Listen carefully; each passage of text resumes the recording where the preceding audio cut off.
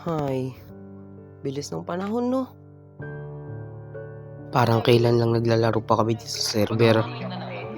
And now, tahimik na. Lahat naman ng server na ginagawa ko is ang bilis talaga mawala. Siguro hindi bagay sa akin ang mag-handle ng server.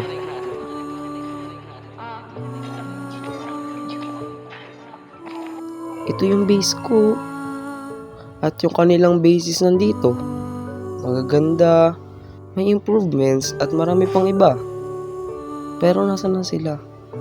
Itutuloy pa ba o hindi na? Yung shopping district naman namin is ito. May improvements, magaganda ang build. Kaso parang may kulang na hindi ko malaman. Siguro kailangan ko nang magpaalam sa Crystal Crab. Ganito naman lagi eh. Siguro kailangan ko na rin magpahinga. Hi.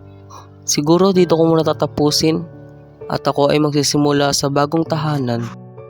Tahanan na panghabang buhay.